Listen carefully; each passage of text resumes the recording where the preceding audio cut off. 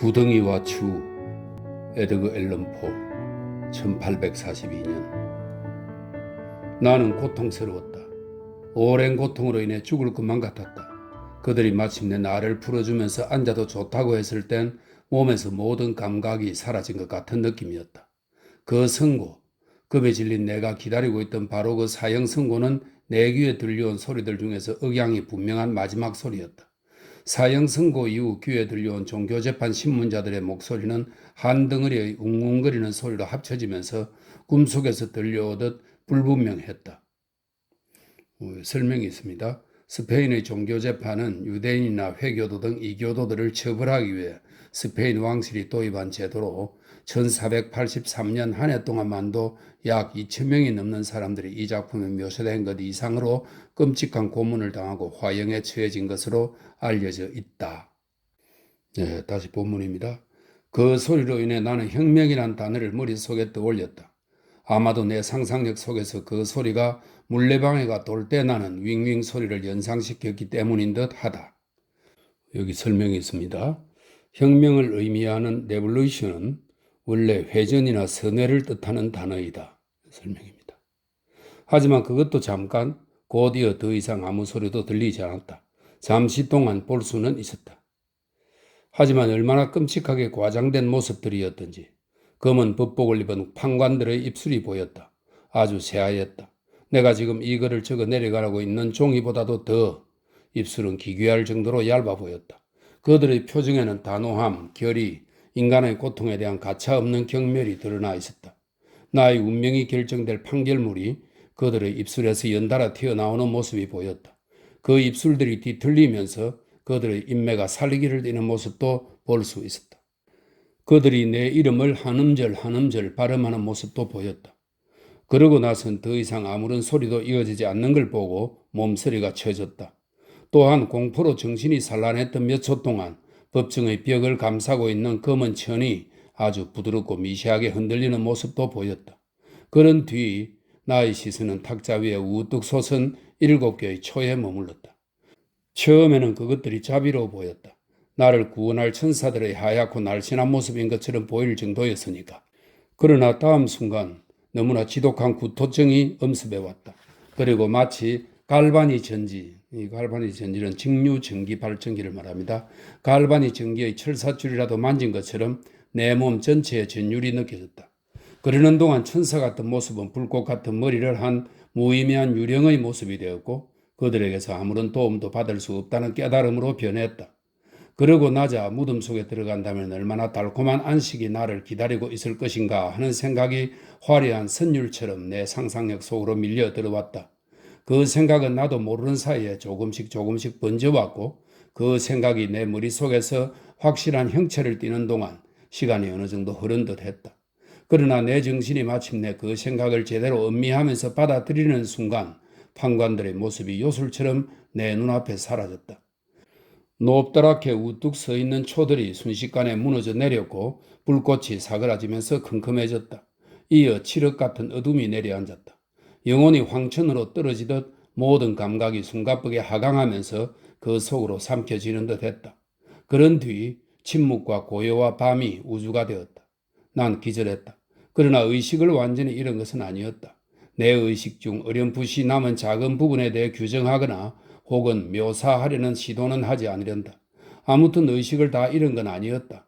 가장 깊은 잠 속에서도, 아니 선망 상태에서도, 아니 혼절 상태에서도, 아니 죽은 상태에서도, 아니 심지어는 무덤 속에서도 우리는 모든 것을 다 잃지는 않는다. 그렇지 않다면 인간이 불멸할 수 없으니까 말이다.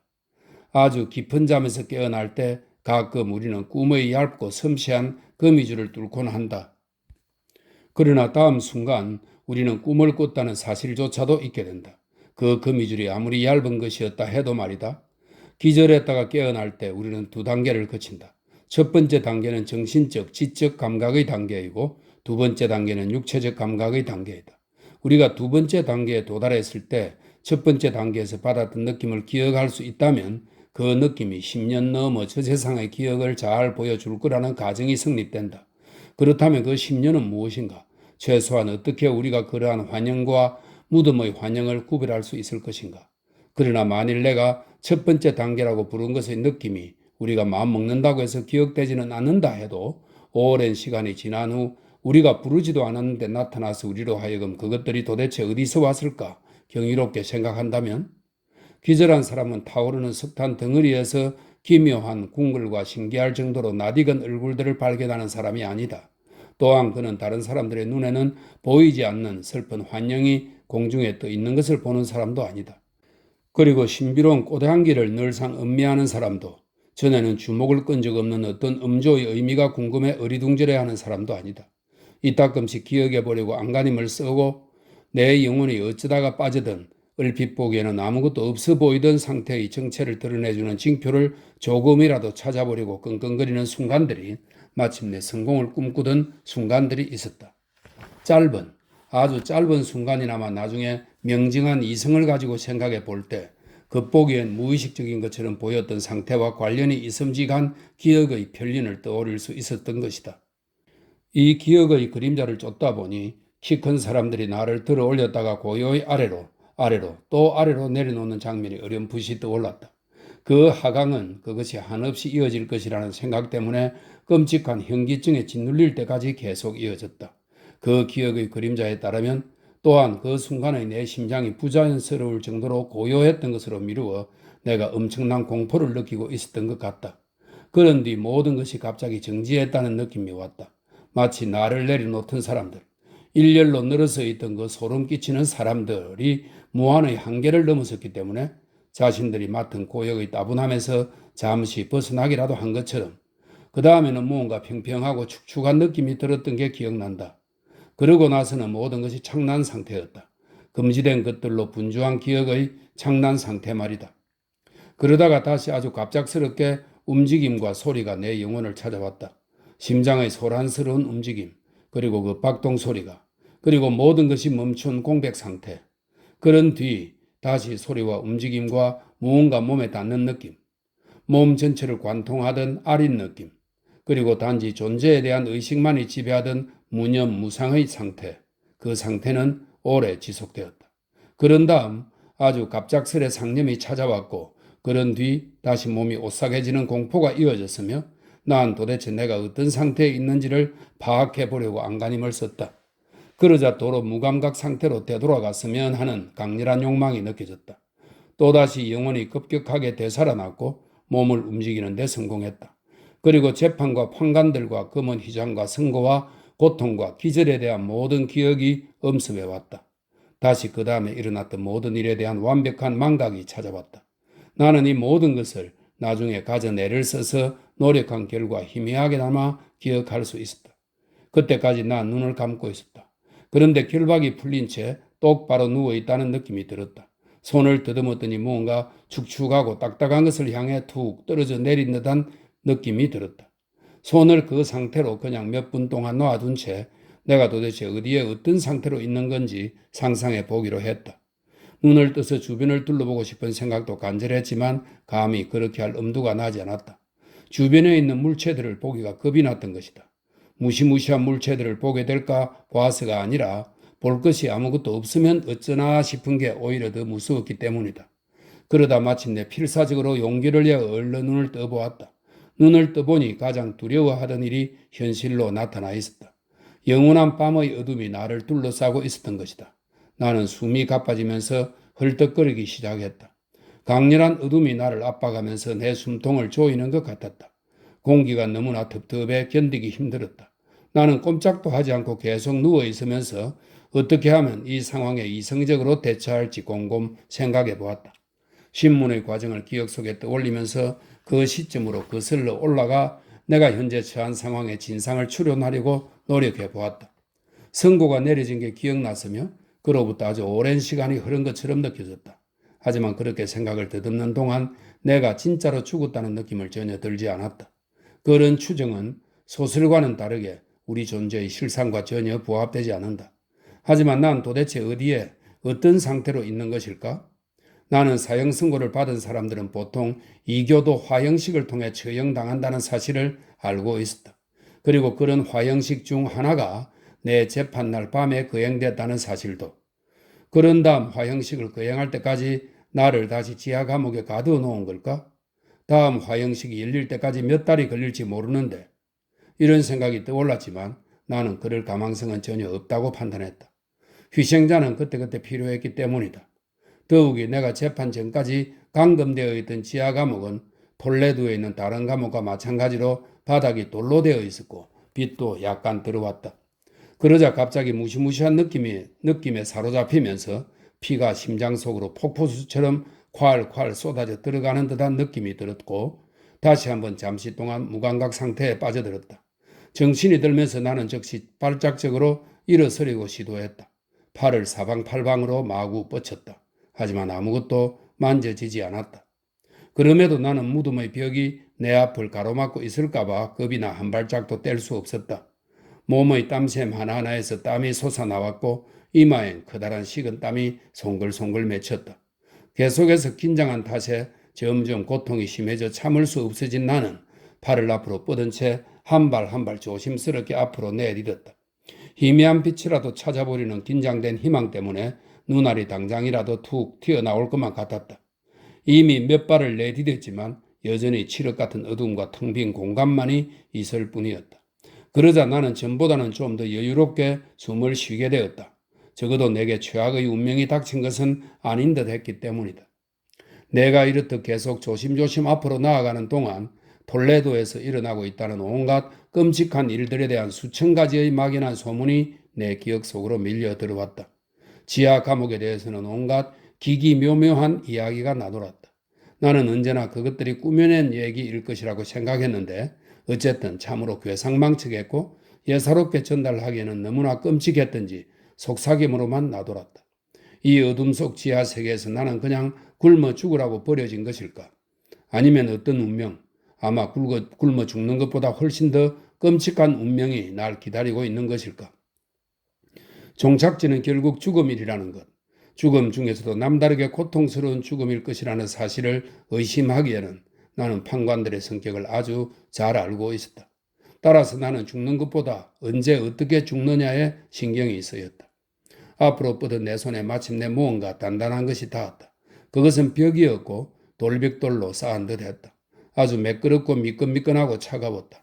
나는 그 벽을 따라 계속 걸어갔다. 옛날부터 전해져 내려오던 이야기들을 상기하며 한껏 조심하고 경계하면서 걸었다.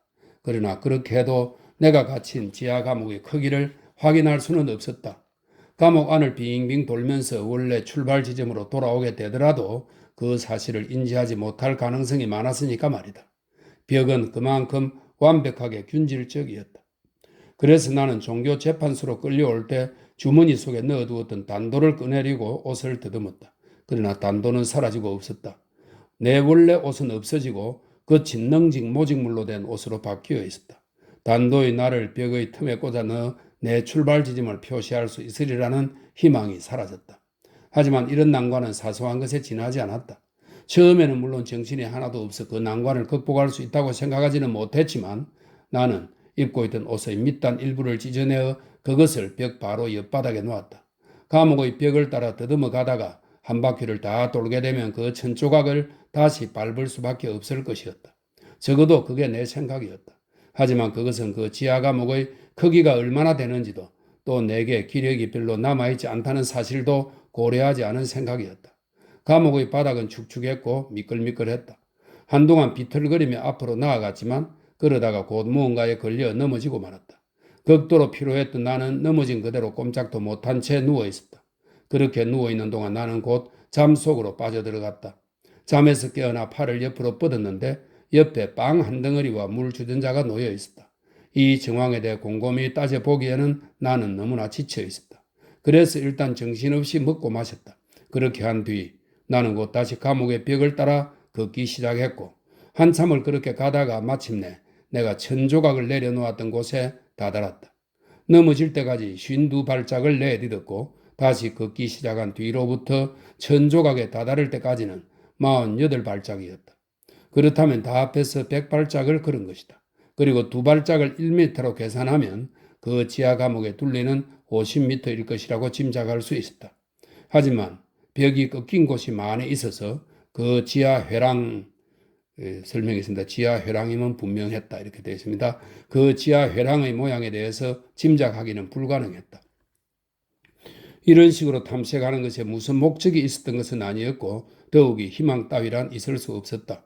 하지만 나는 막연한 호기심에 탐색을 계속해 보기로 했다. 그래서 벽을 떠나 내부 공간을 가로질러 가보기로 했다. 처음에는 한 발짝 한 발짝을 뗄 때 극도로 조심해서 걸었다. 바닥이 탄탄해 보이기는 했지만 미끌거려서 마음을 놓을 수 없었기 때문이다. 하지만 마침내 용기를 내 주저하지 않고 성큼성큼 걸어 나갔다. 가능한 한 직선으로 가로지르려고 애쓰면서 말이다. 이런 식으로 10발짝에서 12발짝쯤 걸어갔을 때 찢어져 너덜거리던 옷자락이 다리 사이에서 엉켰다. 그 엉킨 부분 위로 발을 내디디는 바람에 나는 쿵 하고 넘어지면서 얼굴을 바닥에 부딪혔다. 중심을 잃고 넘어져 정신이 혼미해진 나는 내가 맞닥뜨린 다소 놀라운 정황에 대해 그적시 이해하지는 못했다. 그렇게 꼼짝도 못하고 누워 몇 초가 흘렀고 그러다 다음과 같은 사실을 깨달았다.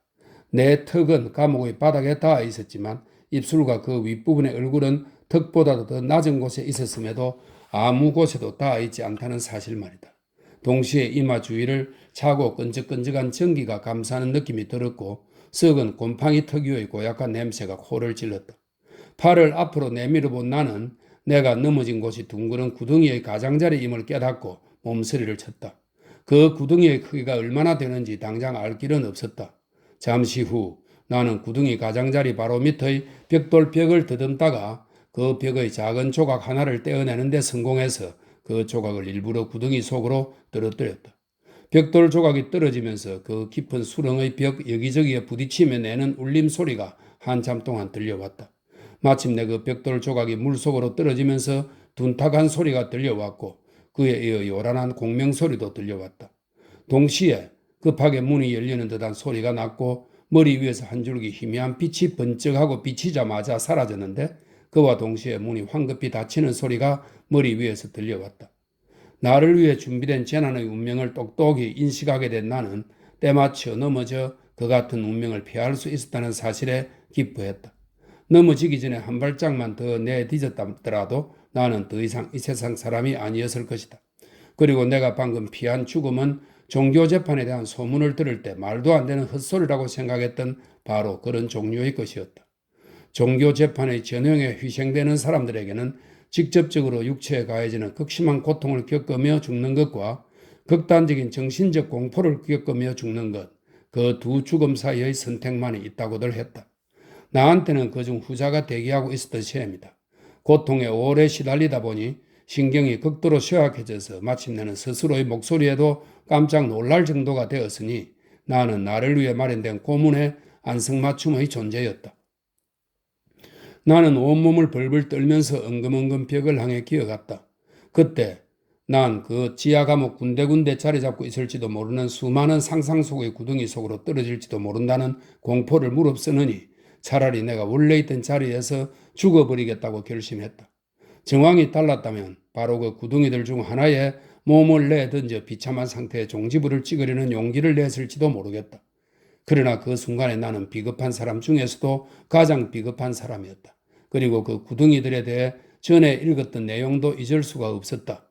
그 기록들에 따르면 떨어지자마자 죽는 것은 그들의 끔찍한 계획과는 거리가 멀었기 때문이다. 워낙 흥분한 상태였기 때문인지 나는 오랫동안 깨어 있었다. 하지만 마침내 다시 잠에 빠져들었다. 다시 깨어났을 때는 이전처럼 내 곁에 빵 한 덩어리와 물 주전자가 놓여 있었다. 타는 듯한 갈증을 느낀 나는 단숨에 주전자에 물을 비웠다. 약을 탄 물임에 틀림없었다. 그 물을 마시자마자 나는 걷잡을 수 없이 잠이 쏟아졌으니까. 죽음과도 같은 아주 깊은 잠이 나를 엄습했다. 얼마 동안 잠을 잔 것인지는 물론 알 수 없다. 그러나 다시 한번 눈을 떴을 때는 주변의 물체를 식별할 수 있었다. 어디서 나오는지는 알 수 없었지만 타는 듯한 격렬한 불빛이 비쳐 감옥의 크기와 생김새가 눈에 들어왔던 것이다. 감옥의 크기에 대한 내 짐작은 완전히 잘못된 것이었다. 감옥의 둘레는 다 해서 25m를 넘지 않았다. 이 사실을 확인한 나는 허영심에 큰 상처를 입고 몇 분 동안 속이 상했다. 참으로 터무니없는 허영심. 나를 둘러싼 이 무시무시한 상황에서 내가 갇힌 지하 감옥의 크기보다 더 하잘것없는 것이 무엇이었겠는가? 그러나 내 영혼은 사소한 것에 터무니없이 집착했으니 나는 아까 감옥의 크기를 측정할 때 도대체 어느 지점에서 오류를 범했는지 알아내려고 바빴다. 마침내 진실의 섬광이 번쩍하고 비춰봤다. 처음 감옥의 크기를 탐색할 때 나는 52발자국을 디딘 다음 넘어졌다. 나는 그때 천조각으로부터 한두 발자국 떨어진 곳에 도달한 상태였을 것이다. 그러니까 실은 나는 이미 그 지하 회랑을 한 바퀴 거의 다 돈 상태였던 것이다. 그러고서 잠이 들었다가 깨어난 뒤 오던 방향으로 되짚어 걸어갔던 것이다. 그랬기 때문에 벽의 둘레를 실제보다 2배 가까이나 더 큰 것으로 짐작한 것이다. 다름 아닌 내 정신이 혼미했던 탓에 내가 처음 벽을 돌 때는 왼쪽 방향으로 돌았다가 넘어진 다음에는 방향을 바꿔 오른쪽으로 돌았다는 사실을 의식하지 못했던 것이다. 감옥의 형태에 대해서도 나는 잘못 짐작하고 있었다. 손으로 뜨듬뜨듬 짚어가며 주변을 돌 때 각진 곳이 많았고 따라서 그 형태가 아주 불규칙적이라고 추측했다. 무력증과 잠에서 깨어났을 때 칠흑 같은 어둠이 내게 미칠 효과는 그렇게 강력했다. 각진 곳들은 사실 벽이 약간 들쑥날쑥할 뿐이었다. 감옥의 전체적인 형태는 정사각형이었다. 내가 벽돌이라고 생각했던 것은 이제 보니 무쇠나 다른 금속으로 된 커다란 판이었으며 그것들을 봉합하거나 연결하면서 함몰된 부분이 생겨난 것이었다. 이 금속 벽의 표면에 수도사들의 기분 나쁜 미신이 만들어낸 모든 흉측하고 혐오스러운 장치들이 온통 제멋대로 붙어 있었다. 온갖 마귀들의 형체가 뼈만 남은 위협적인 모습을 하고 있었고 벽을 온통 뒤덮은 무시무시하게 짝이 없는 다른 이미지들도 벽을 한층 흉측하게 만들었다. 이 기괴한 형상들은 윤곽은 대체로 분명하게 남아있었지만 색깔은 습기 때문인 듯 퇴색해 마구 뒤섞여 있었다. 또한 바닥이 돌로 되어 있다는 사실도 눈에 띄었다. 바닥 한가운데에는 내가 가까스로 피했던 아가리를 크게 벌린 둥그런 구덩이가 있었다. 그러나 구덩이는 그것 하나뿐이었다. 이 모든 것은 아주 흐릿하게 보였고 그 정도라도 보기 위해서는 엄청난 노력을 기울여야 했다. 잠을 자는 동안 내 자세가 크게 바뀌어 있었기 때문이다. 이제 나는 낮은 나무 틀처럼 생긴 것 위에 등을 댄 채 길게 누워 있었는데 그 위에 몸이 뱃대 끈 같은 긴 끈으로 단단히 묶여 있었다. 누군가 그 끈으로 온몸과 손발을 여러 차례 감아 칭칭 동여맨 채 오로지 머리와 왼팔의 일부만을 자유롭게 놓아두어서 내 곁 바닥 위에 놓인 사기 접시에 담긴 음식을 간신히 집어먹을 수 있도록 한 것이다. 이어서 주전자가 사라지고 없는 것이 눈에 띄었고 나는 등골이 서늘해졌다.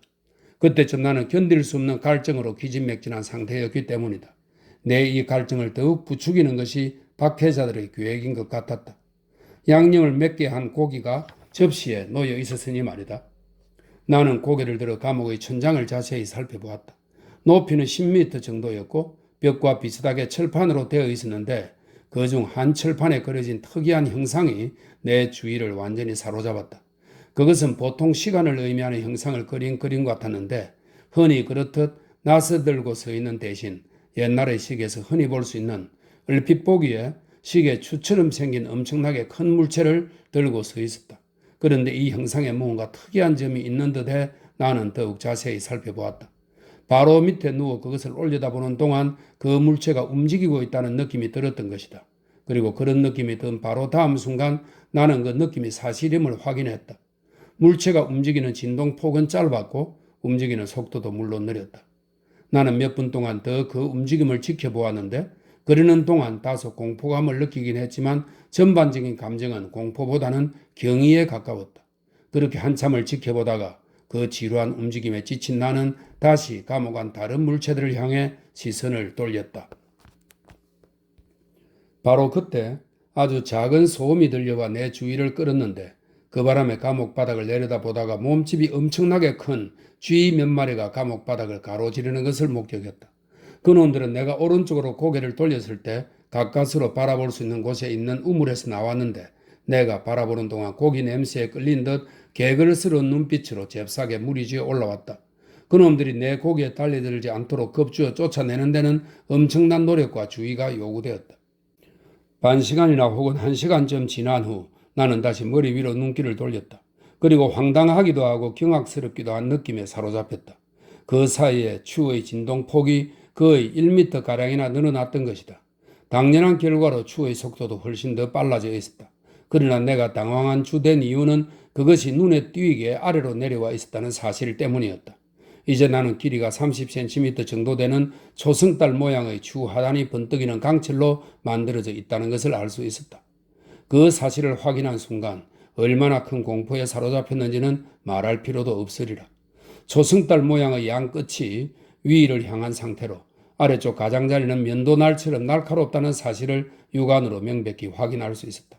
그것은 육중하고 무거워 보인다는 점에서도 면도날 같았다. 아래쪽의 가장자리는 날카로웠는데 위쪽은 점점 더 단단해지고 넓어졌다. 그것은 무거워 보이는 노쇠봉에 매달려 있었고 그 구조물 전체가 공중을 뚫고 진동할 때 쉿 하는 소리가 났다. 내게 준비된 운명이 수도사들이 독창적으로 고안해낸 고문이라는 사실에 더 이상 의심의 여지가 없었다. 종교 재판관들은 내가 그 구덩이의 존재에 대해 인식하게 되었다는 사실을 알게 되었다. 나처럼 대담한 반역자를 위해 마련된 공포의 구덩이, 지옥의 전형이자 그들이 고안한 처벌 중에서도 이 지상에서 상상이 가능한 가장 궁극적인 처벌인 바로 그 구덩이 말이다. 이 구덩이에 바로 내동댕이 쳐지는 운명을 나는 단순한 우연 덕분에 피한 것인데 이 같은 지하 감옥에서 우리를 기다리고 있던 끔찍한 죽음의 중요한 요소가 그 기습성, 그러니까 함정에 갑작스럽게 빠뜨리는 행위에 깃든 고문적 성격임을 나는 알고 있었다. 내가 구덩이에 빠지는 것을 피한 상태에서 나를 그냥 그 10년으로 떨어뜨린 것은 그 악마적인 계획과는 달랐다. 그러니까 다른 더 가벼운 종류의 파괴가 나를 기다리게 된 것이다. 더 가벼운 그 형용사를 그렇게 사용하다니 하고 생각하니까 고통 속에서도 슬그머니 미소가 나왔다. 그 쇳덩어리가 빠르게 진동하는 소리를 헤아리던 길고도 긴 죽음보다도 더 무시무시한 공포의 시간에 대해 이야기한들 지금 와서 무슨 소용이 있겠는가? 1cm, 2cm 조금씩 한순간 한순간이 너무도 긴 세월처럼 여겨질 정도로 미세한 간격을 두고 내려오면서 그것은 아래로 더 아래로 내려왔다. 여러 날, 아주 여러 날일지도 모른다. 여러 날이 지난 뒤 그것은 그 사나운 숨결로 나를 부채질하면서 내 몸 위 아주 가까운 곳을 지나기에 이르렀다. 날카로운 강철 냄새가 내 코를 찔렀다. 나는 기도를 올렸다. 그것이 한시라도 더 빨리 내려오기를 비는 내 기도는 하늘을 지치게 할 정도였다. 나는 점점 더 흥분한 나머지 급기야 내 몸을 들어올려 그 무시무시한 은월도가 지나가는 궤도로 나를 밀어 넣으려고까지 해보았다. 그러다가 나는 순식간에 고요 속으로 빠져들었고 그 반짝거리는 죽음을 향해 어릿광대의 신기한 지팡이를 보고 방실을 거리는 아이와도 같은 미소를 지은 채 가만히 누워 있었다. 완전히 아무것도 느끼지 못하는 시간이 뒤따랐다. 그 시간은 짧았다. 다시 정신을 차렸을 때 그동안 추가 거의 하강하지 않은 것 같았기 때문이다. 그러나 오랜 시간이 흘렀을 수도 있었다. 내가 알기로 그 악마 같은 놈들이 내가 기절한 것을 보고 장난삼아 추의 진동을 멈추었을 수도 있으니까 정신을 차린 뒤 나는 또한 아주 표현할 길이 없을 정도로 아주 속이 메스꺼리고 기운이 없었다. 오랜 기아를 겪은 후이기나 한 것처럼 말이다. 그 극심한 고통의 시간에도 인간의 본성은 식욕을 느꼈던 것이다. 나는 고통을 참으며 결박이 허락하는 한에서 최대한 왼팔을 뻗쳐 쥐들이 먹고 남은 소량의 음식을 집어들었다. 내가 그것의 일부를 입에 넣으려는 찰나 내 마음속으로 기쁨 혹은 희망이라고 할 만한 느낌이 반쯤 밀려 들어왔다. 그렇지만 희망이 나와 무슨 상관이란 말인가? 그것은 이미 말했듯 반쯤만 형성된 느낌에 지나지 않았다. 인간에게는 그런 느낌을 가지면서도 결코 그 느낌을 완성시키지는 못하는 경우가 많은 법이다. 그것이 기쁨과 희망의 느낌이었던 건 사실이지만 그러나 그것은 또한 생성과 동시에 소멸된 느낌이기도 했다. 그 느낌을 완성해 보려고 다시 한번 가져보려고 노력했지만 허사였다. 오랜 시련이 내 평소의 정신력을 모두 말살시켜 버리다시피 했던 것이다. 나는 백치이자 바보가 되어 있었다. 추의 진동 경로는 내가 누운 방향과 직각을 이루고 있었다. 추가 그리는 초승달 모양의 경로가 내 심장 부근을 지나치도록 고안되어 있다는 사실을 알 수 있었다. 그것은 내 옷의 천을 스쳐 지나가면서 마모시키도록 되어 있었다. 그런 뒤 다시 돌아와 똑같은 동작을 또다시 반복할 것이었다. 그 경로가 10m가 넘을 정도로 엄청나게 폭이 넓음에도 불구하고 그리고 그것이 바로 이 감방의 철벽을 가르기에 충분할 정도로 무시무시한 쇳소리를 동반하고 내려오고 있음에도 불구하고 몇 분 동안 그것이 완수한 결과는 내 옷의 천을 스쳐 마모시키는 것 정도였다. 그리고 바로 이런 생각이 떠오르자 나는 생각을 멈추었다. 생각을 그 이상으로 더 진전시킬 용기가 나지 않았다. 끈기 있게 그 생각만 했다. 내 생각이 그곳에 머물러 있게 함으로써 그 강철의 하강도 거기서 멈추게 할 수 있을 것처럼 말이다. 추가 진자 운동을 하며 옷을 스칠 때 거기서 나는 소리, 추가 천에 닿는 순간 내 신경이 감지하게 될 독특한 전율의 느낌 따위에 대해 생각해 보려고 안간힘을 썼다. 이 사소한 것 모두에 대해 골똘히 생각하다가 나는 마침내 공포로 이를 악물게 되었다. 아래로 추는 편하지 않게 그러나 계속해서 아래로 향해 내려왔다. 나는 부랴부랴 추가 아래로 내려오는 속도와 좌우로 흔들리는 속도 사이의 대조를 즐겨야겠다고 생각했다. 오른쪽으로, 왼쪽으로, 멀리, 그리고 넓게 저주받은 정신의 외마디 소리와 더불어서 내 심장을 향해 호랑이와도 같은 엄밀한 속도로 이 생각 저 생각이 교대로 떠오르는 데 따라 나도 교대로 웃었다, 울부짖었다 했다. 아래로, 확실하게 가차없이 아래로. 추의 진동 경로는 이제 내 가슴이 10cm 정도 떨어진 곳까지 내려와 있었다. 나는 왼팔을 결박에서 빼내버리고 미친 듯 격렬하게 몸부림쳤다. 왼팔은 팔꿈치에서 손까지만 자유로운 상태였다. 그 팔로 몸 옆에 놓인 접시에서 음식을 집어 입으로 가져가는 동작까지만 간신히 할 수 있었고 그 이상으로는 전혀 움직일 수 없었다. 발꿈치에서 어깨 사이에 결박을 푸는 것이 가능했더라면 나는 그 줄을 손으로 잡아 멈추려고 시도했을 것이다. 산사태를 손으로 막으려고 시도하는 편이 오히려 나았으리라. 아래로 멈추지 않고 여전히 필연적인 힘으로 여전히 추가 진자 운동을 할 때마다 나는 숨을 헐떡이며 몸부림쳤다. 추가 한 번, 두 번 지나갈 때마다 몸을 떨면서 몸을 움츠렸다. 더할 나위 없이 부질없는 절망을 느끼며 추가 바깥쪽 혹은 위쪽을 향해 흔들리는 모습을 열심히 눈으로 쫓았다. 눈은 추가 한 발, 두 발 내려오는 것에 맞춰 이따금씩 감겼다. 그 상황에서 죽음은 구원이었을 테지만 말이다. 아, 어찌 말로 할 수 있으랴. 여하튼 그 장치가 아주 조그만 밑으로 내려와도 날카롭게 번뜩거리던 그 도끼가 내 가슴을 후려칠 거라는 기대에 신경 마디마디가 다 떨려왔다. 내 신경을 떨게 한 요인, 내 몸을 움츠리게 한 요인은 희망이었다.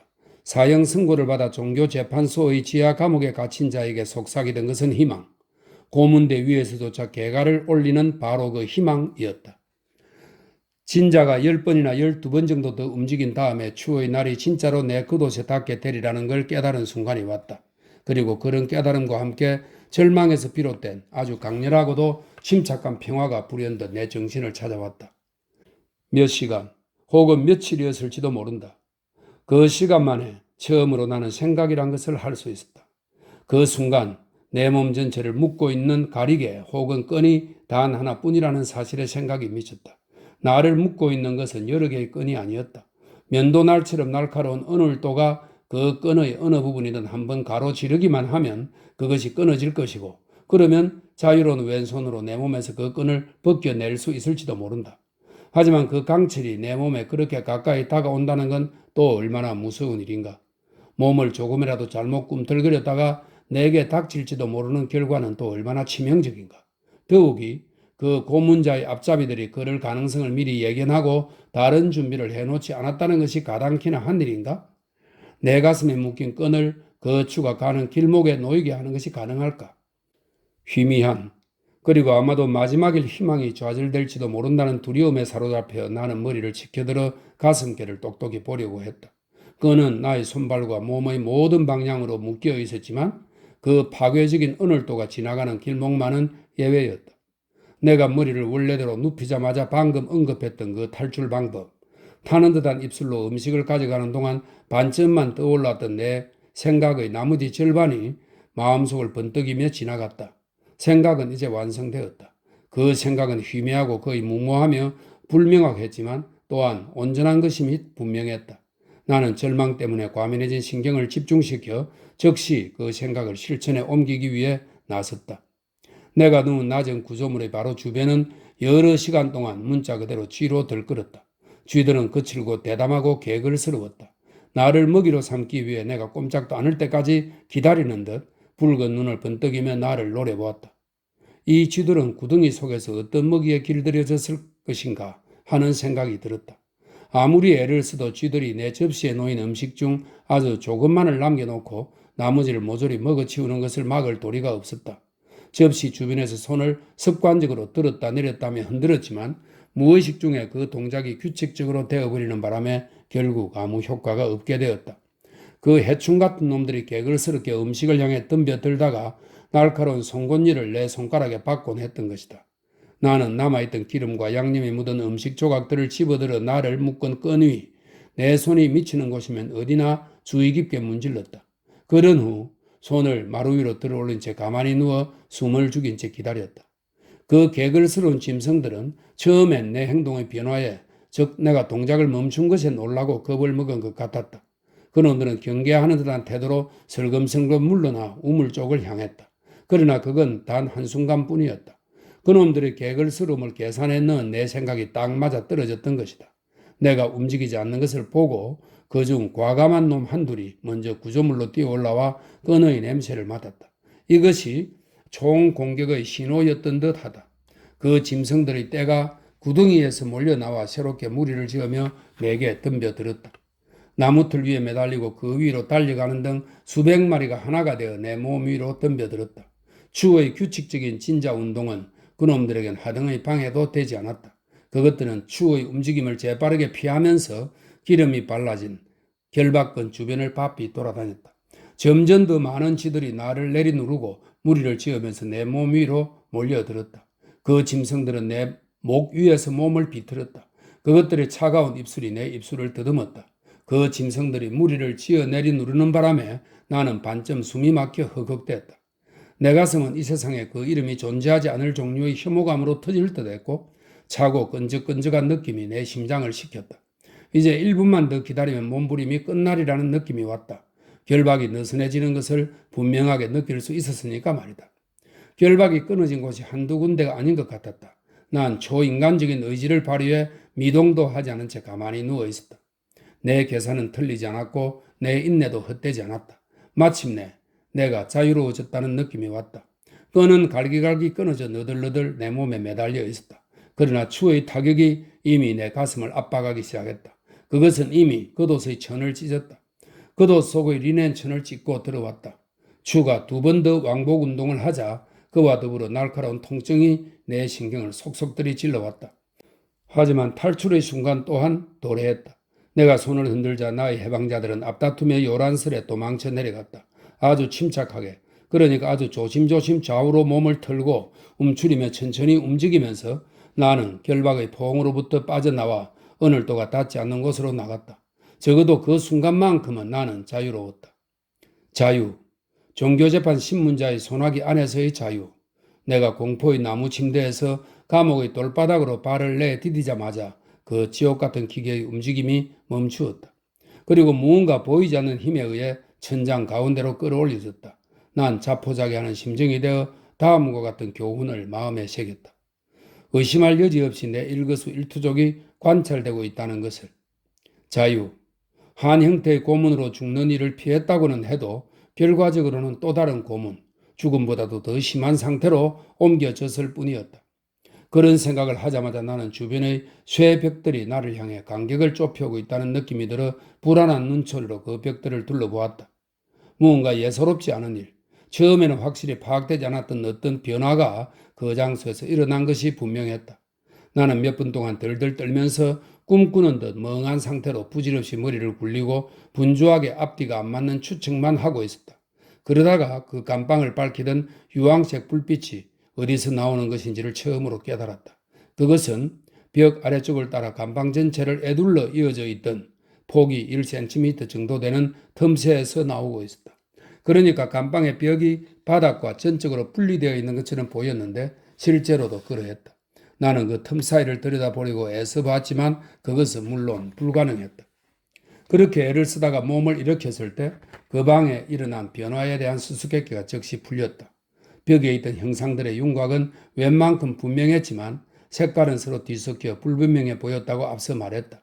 이 색깔들이 이제는 깜짝 놀랄 만큼 밝아졌고 잠시간 동안이었지만 계속 그렇게 밝게 보였다. 그 밝은 빛깔로 인해 그 형상들은 아무리 신경이 강한 사람도 전율시킬 만큼 끔찍한 유령이나 악마의 모습이 되었다. 그때까지 아무것도 보이지 않던 수천의 방향에서 사납고 소름 끼치는 마귀의 눈들이 내게 흉포한 눈길을 던졌으며 내가 아무리 상상력을 동원한다 한들 현실이 아니라고 부인할 수 없었던 어스스한 불빛을 반사하며 빛났다. 현실이 아니라고. 내가 숨을 쉬는 동안에도 과열된 쇠에서 나오는 전기의 숨결이 내 콧속을 계속 침범하고 있었는데, 질식할 듯한 냄새가 감옥을 가득 메우고 있었는데, 내 극심한 고통을 향해 험상궂은 눈길을 보내는 수많은 형상의 눈들은 시시각각 더 밝아졌다. 보기에도 끔찍한 핏빛그림 위로 그보다 더 진한 선홍빛이 번져나갔다. 숨이 가빠왔다. 숨이 저절로 헐떡거려졌다. 고문자의 계획에는 의심의 여지가 없었다. 너무나도 무자비한 인간들. 너무나도 악마 같은 인간들. 나는 장렬하는 쇠벽을 피해 몸을 움츠리며 감방의 중앙으로 옮겨갔다. 내 쪽으로 서서히 다가와 결국 나를 파괴하고야 말 불을 생각하다 보니 구덩이가 차갑다는 생각이 향유라도 되듯 내 영혼 위로 떠올랐다. 그래서 난 내 생명을 삼켜버리려고 기다리고 있는 구덩이의 가장자리를 향해 달려갔다. 거기서 발 아래를 내려다보기 위해 눈을 가늘게 떴다.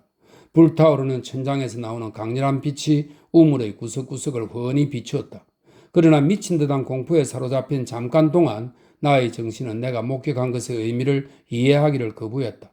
마침내 그것이 강제력을 발동했다. 저항하는 내 정신과 싸우며 내 영혼을 뚫고 들어갔다. 몸서리치는 내 이성에 덤벼들어 낙인을 찍었다. 소리를 내어 말할 수조차 없구나.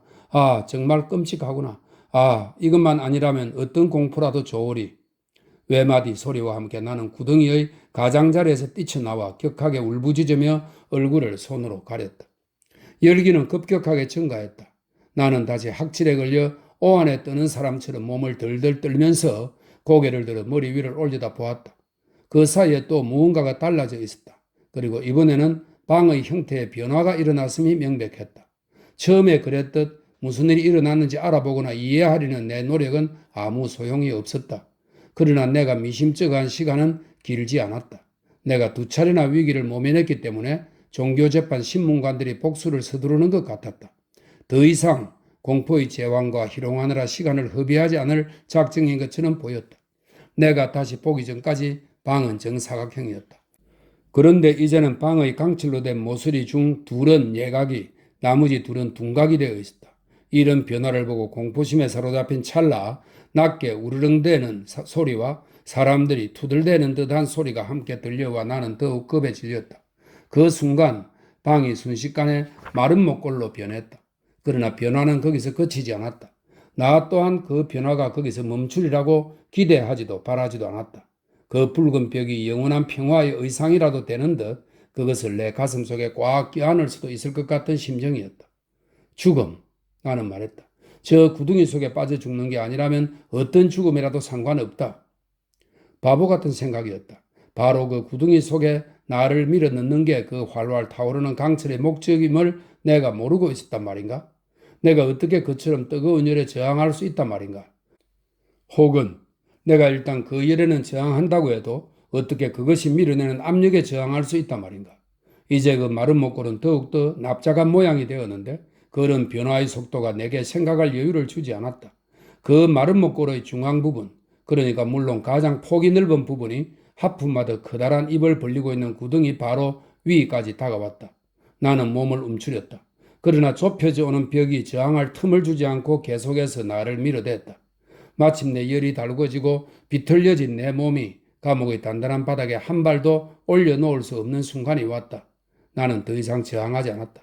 하지만 내 영혼은 크고 긴 단말마의 외마디 외침으로 그 격심한 고통을 표현했다. 내 몸이 구덩이의 가장자리에서 기우뚱하고 기울자마자 난 시선을 거두었다. 많은 사람들의 목소리가 이루는 불협 화음이 들려왔다. 수많은 트럼펫의 고동 소리가 한꺼번에 터져나왔다. 수천의 천둥 소리와도 같은 거친 쇠소리가 나고 있었다. 불에 달궈진 벽이 순식간에 물러났다. 내가 혼절의 10년을 향해 떨어지려던 찰나 팔 하나가 뻗쳐와 내 팔을 잡았다. 그것은 라살 장군의, 이 라살은 나폴레옹 전쟁 당시 스페인의 톨레도를 점령한 장군입니다. 그것은 라살 장군의 팔이었다. 프랑스군이 톨레도로 진격에 들어왔던 것이다. 종교 재판소의 신문관들은 적의 소나기에 떨어졌다.